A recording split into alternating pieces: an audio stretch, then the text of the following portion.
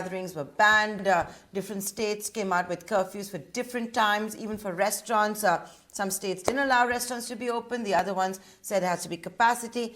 Nevertheless, most of us stayed home, right? BYOB has been replaced now by OYOs. Order your own Zomato, order your own Swiggy. And that's exactly what seemed to have happened with both Zomato and Swiggy, saying that they saw deliveries hit a new record, 2 million plus orders on each of those two platforms. India does love its food, doesn't it? It's a conversation we're going to be having furthermore today on Startup Central with Riaz Amlani, Kabir Suri, as well as Vishal of Biryani by Kilo. Thanks, guys. First up, Happy New Year to all three of you, your families, and all of your teams. I know all three of you might also be munching on a bit of despair given what's happening. Once again, it's the F&B industry which is taking it on the chin. So while, we're seeing a very sweet exchange of tweets between Dipinder Goyal of Zomato and Harsha Majetti of Swiggy on Twitter, you folks may have had a harder time thanks to the restrictions. I'll come to you first, Kabir Suri, because you are the president of the restaurant body, the NRAI. So when you see 2 million orders each being placed on Zomato and Swiggy, it also means, of course, a loss of business as far as in-dining goes. I think we've discussed all of this a lot more. So today, what I want to ask you is, do you folks now need these aggregators a lot more? First of all, Happy New Year to you, Manzara. It definitely was, unbelievable to see those numbers that were committed by Zomato and Swiggy. 2 million orders in one day is unbelievable. I think, with the pent-up demand and the consumption that was waiting to happen on that day and the restaurants being shut down and being limited on timings and what was allowed in various different states, we all had no other choice but obviously to focus our energies on delivery.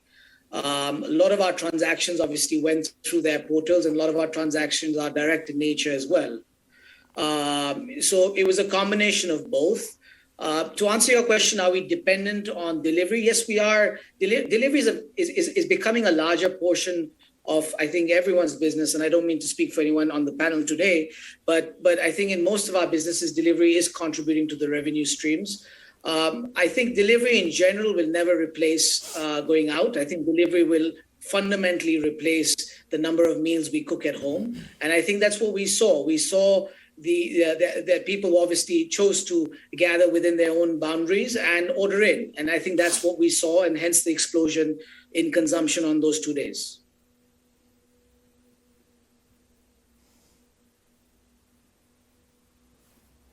Riaz, coming to you now. What we've also seen when we talk about this 2 million order plus on both Zomato and Swiggy, they're not all originating from India. It's also families abroad led by the UAE. You've got UK also featuring in, US featuring in. That was a tweet that Dipinder Goyal had also put out. Once again, it just shows you the loss of business that was there for restaurants. It's also been a year where folks like you personally have been trying to talk a lot about direct order, right? Order direct. How did that do on New Year's Eve? That did really well for us, Nandara. More and more people are shifting towards ordering directly from their favorite restaurants. These platforms are really, really great when it comes to discovery, when you're unsure about what you want to order. You want to kind of decide once you open the app. But once you have built a very good relationship with our guests and our patrons, the people who know exactly what they want, from whom they want, they prefer ordering direct, because not only do they get a better deal, but they also understand that by ordering direct, they're actually supporting their restaurant. So we've seen, the order direct share is growing month on month for us by about 10 to 15%. So we are seeing the, concentrated growth, and we are focusing a lot of our energies making sure that we build direct delivery and direct interfaces with our customers. So this is something that is growing. New Year's and Christmas are 2 days when people do celebrate a lot, and these are all festival days actually sees an uptake in delivery, regardless of cricket matches, football matches. When people are sitting at home, they do see uptakes in orders at home, because people do like to sit at home. But I don't think that especially outside India, there was zero restrictions on any restaurants. So, for example, in Dubai, there were no restrictions. Parties went on all the way in the morning. UK, they refused to put in any restrictions. You watch. I was watching the match yesterday with Liverpool versus Chelsea. There were 65,000 people in the stadium, back to the rafters, not a mask inside. So this night curfew is a uniquely Indian phenomena that we are really seeing. So yeah, it's not so much outside India as much as it is in India. As I can hear the frustration in your voice, I can make out. FNB has Yeah, really, really it been is hit very, frustrating, very Nandita, hard because through the entire outbreak of the there's pandemic. I can hear the absolutely no frustration there. evidence. Sorry, I was just saying that there's no evidence that night curfews help in any way, and these are pure optics, right? That the government seems to be doing something, because when you say "oh, night curfew," it gives the illusion that something is being done. But what night curfew effectively does, it puts so much pressure on public transportation, so that people have to get home before that time. So the people are packed like sardines in public Yeah. transport, and nobody really sees that. And that is actually causing more cases. In fact, if anything at all, timelines need to be Yeah. stretched so that customers can be staggered. That makes things safer. By compressing timelines, by doing odd and even, it just doesn't make any sense. But it just gives the illusion that something is being done. And what is frustrating, Nantara, is it is always the hospitality business that takes it on the chin, just for optics. Right? And that is what is really frustrating for us.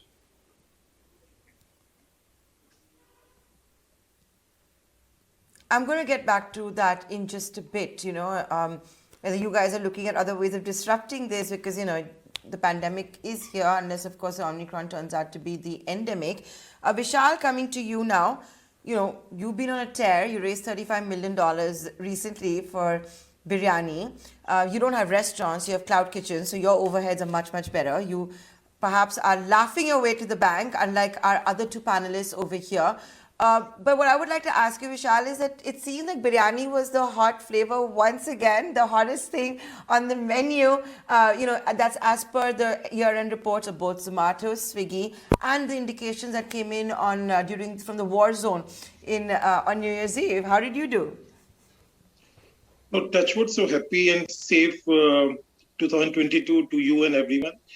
So Touchwood, we did quite well. Like 31st December, we did more than close to 20,000 orders on one day with our 60 outlets all over India. So see, biryani is a great delivery category, and biryani by kilo is the leader in more than 25 cities in biryani and kebabs in India. So having said that, of course, there is going to be pain in the next 2 months, and we all have to be careful. And of course, some of the reactions, like Riyaz said, are knee-jerk. But I think there will be restrictions no matter what we say, not only at hospitality, but airlines, malls, I think most of the theaters, weddings, etc. So all I would say is we all have to act responsibly, and we have to take all the precautions as big companies here, and which Biryani by Kilo we are taking. We are at the forefront of and the communication. Yeah, of course. And we have to do that. And see, the 2 million orders in Zomato and Swiggy, if I can say, also have to be seen in the light that they do 1.5 million orders on a normal weekend, right, on a Saturday or Sunday. So, and they, if I can get a bit technical, their monthly active users are 40, 50 million, and their daily active users are 10, 12, 14, 12 million on their apps. So 2 million is, given Indian population, is not such a high number also. And it need not be a zero-sum game, right? So finally, I think all the markets are, I think Zomato and Swiggy do per average user like 4.5 orders or 5 orders a month. And this is, we all eat like 190 to 100 meals a month. This all, I used to live in Singapore for 8 years. So these number of meals eaten out and delivered to home, the whole universe is going to really increase, especially in the tier 1 and the big cities. So I think a lot of times what does also happen, although in a very crude way and a cruel way, is that it also helps us. There's a huge pain while COVID is there, but it also does help all of us to be more resilient, more lean in our businesses, more better communication with our customer. And finally, I hope the market grows if we are able to rise to the occasion and take the pain during these times. And the customers do realize the companies who have taken preemptive and proactive measures in hygiene and quality and in safety and communication, it finally pays up. So I think we just have no option but to tighten the belt. That's understood. Yes. Well, absolutely. So, when you had 75 crores of gross merchandise value by Zomato on 31st December 2020, that, of course, went up to 100 crore rupees this New Year's Eve. Now, this is, of course, according to information that has been put out on Twitter. You did 20,000 orders, you said, Vishal, for biryani, which was the number one biryani. So, of course, the number of biryani always is chicken Hyderabadi. And for vegetarians, it's the kathal biryani, the jackfruit biryani. And of course, we do very well in our kebabs and finning as well. So, I think Touchwood biryani and kebab is a great delivery category. And we have always focused for the last 6 years to give, and we have a very wide variety of biryanis as well. It's not only chicken, mutton, jackfruit or paneer. It's Hyderabadi, Lucknowi and Kolkata as well. So I think the people are loving the biryanis, and it's a one-pot meal. It's a celebratory meal. So I think Touchwood is doing quite well. Yeah, but we all have to be very of course, quite cautious for the next 2 months. Yeah. On a lighter note, Riaz, is kathal biryani or is it palau? Well, honestly, the difference between a biryani and a palau is the use of masala. In many, kathal biryani is delicious. I actually love it. It's great to have. But of course, palau is considered a higher art form because it has fewer masalas and the focus more is on the quality of meat. But having said that, I think biryani in India is definitely the king of dishes, and it is a celebrated dish. Never mind the snobs and the guys who pretend to take up a high stand, but who doesn't love me? Biryani is delicious, and I don't even mind a paneer biryani as long as it's a biryani. So yeah. Nayanthara, if I can chip in there, see, biryani is something which is made in a closed vessel. So all the aromas and flavors are captured within, right? So, and so a lot of times people say like a vegetarian biryani is a pulao, but we at Biryani by Kilo cook our kathal or paneer or vegetable or chole biryani the same way we cook our chicken or mutton, in a way the process. So the flavors and the masalas, they are captured, the aromas. And of course, we deliver it in the same handi in which we dum cook it. So all the flavors are intact and the aromas. I think you have to eat it with your eyes and your feel and touch, everything also. And I think it's an experience when you open a handi, all the flavors and aromas coming out. So I think that's a difference. Right. So a vegetarian kathal is also a biryani. So Kabir, I want to come to you now. We've of course seen, biryani becoming super, super hot on delivery platforms, and that's a trend that's been happening. Someone like Jubilant Foodworks has had to enter the biryani business. ITC is starting to deliver its biryani from dum cooked as well. But what I want to ask you also is, and back to business and away from food is, once again, the discoverability for all of you on the food aggregator apps is again going to become crucial, because while direct order is doing better, you as NRAI president, are you in talks with Zomato and Swiggy at all for that, that contentious topic of the commissions, for example? Very often, if they don't have delivery fleet, it's the restaurants which have to be using their own employees to deliver the food. We as consumers very often don't get to know all of that. So once again, when you folks do need these platforms, what's the way out? No, so coming back to your original question, are we in touch with Zomato and Swiggy? The answer to that is yes. Are we engaging with them? The answer is yes. We still have open points, which are the macro sort of issues that have remained over the last 2.5, 3 years, which we are working on systematically. Unbundling of services is obviously important. Becoming hybrid in nature. And again, I'll give you a great example.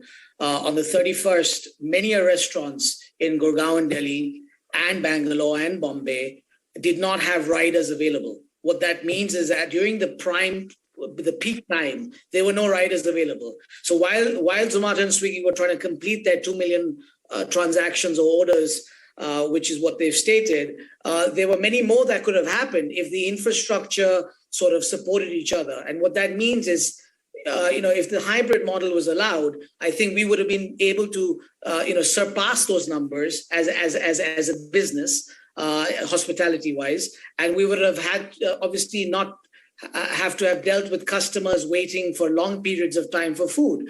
So coming back to your point, we remain committed for all our members, and obviously to better the industry, proactively, and together. And I actually picked up the phone and called up Mohit in Zomato the night of 31st, one to wish him, but then also to talk to him about the on-ground sort of information that I was receiving. So we were trying to keep in touch, trying to make sure that we were sort of, if there were bottlenecks that were there, we were trying to inform him to make sure that people's issues were getting resolved as fast as they could. So we remain committed, and our relationship as two different bodies is not negative; it is positive, and we do depend on each other, because Zomato cannot be sort of where they are without restaurants. So I think they realize that, Swiggy realizes that we are integral to their success and to their operations. So and the way forward, in my opinion, is it needs to be where we listen to each other, and I think we're pushing for that, where, like I mentioned again, not to repeat myself, but the unbundling, the hybrid models, sort of the commissions being not sort of, extensive, they need to be rationalized. So I think when we solve these 3 points, these 3 larger points, I think you will see a more mature food business in India, which will be further accelerated with less burning of capital on both sides, and with a lot of togetherness. Absolutely. And here's the other point that, is about data. So while you have 2 million order plus being placed on Zomato and Swiggy, the customers' data, the restaurants are not getting that. And that's what you folks really want, right? Insight into your own customers. What about that? That's always been a bone of contention from the first time we started talking to Zomato and Swiggy. We do believe that when a customer orders from a restaurant, the customer is the restaurant's customer. He may be using Swiggy as a conduit or as a medium. However, the customer remains the restaurant's customer. And I think that's been a very important differential, that Swiggy and Zomato actively block data from the restaurants and try their very best to make sure that the restaurant never knows who they are selling their product to. And that is continuously a pain point. I think it is unfair, because this kind of blocking and this data masking can be used for very negative purposes. There is no transparency as to whether the orders are coming for the restaurant. If the customer is looking for a certain restaurant but is being directed to another restaurant, so data, there needs to be transparency when it comes to data, for sure. Otherwise, it will land up creating this hegemony, or this kind of almost duopoly, which tomorrow a customer could come wanting food from Mama Goto or from Biryani by the kilo. But if Zomato or Swiggy choose to get into, and they are actively doing that, if they choose to get into their own brands, there's no guarantee that those orders will not be pushed towards their own brand. So this is definitely a pain point, and this is something that needs to be resolved.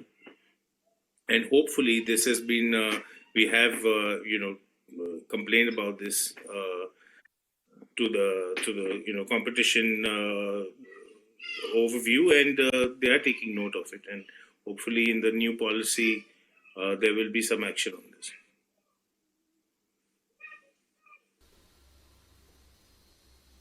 Let's see how all of that pans out. I'm going to end on a lighter note, which is when, Zomato and all of the others are betting on that people like me, our viewers, the consumer needs to get their doodh, sabzi, groceries, confectionery, stationery in 10 minutes. Vishal, for biryani, are Indians willing to wait 30, 40 minutes? Oh, see, I think we say for good things, you have to wait. Good things come to them who wait. So we are very clear. We dum cook our handi biryani. After the customer order comes, it takes us 25, 30 minutes. So we deliver in 45 to 90 minutes, depending on the customer. And we are saying biryani is not like pizza, which can be made fresh in 5, 7, or 8 minutes, or sandwich or burger. It is a special food with, like I said earlier, with aromas and flavors captured inside the handi. It's very hygienic, very safe, very delicious, and good. Again, I'll repeat, for good things, you have to wait. And that's what we believe. And Yeah. the customers are voting for us. So I think I'll end with that.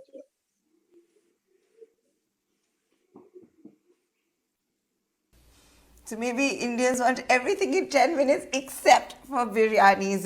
But having said that, jokes aside, you had 7,000 orders a minute on Zomato and Swiggy. And as this panel has pointed out, there could have been many more had there been proper infrastructure. States also, many of them announced on December 31st and 30th, the various restrictions that came in play. Think a little bit about the F&B industry, the pain it has gone through. It's going to be a very tough act balancing how to prevent the pandemic from spreading more when the full population, the adult population, is not vaccinated. So clearly tough times remain for the F&B industry, and we at ET Now will be right on top of it. I'd like to thank all of my panelists for joining us today. Thank you, Narendra. Thank you. Thank you.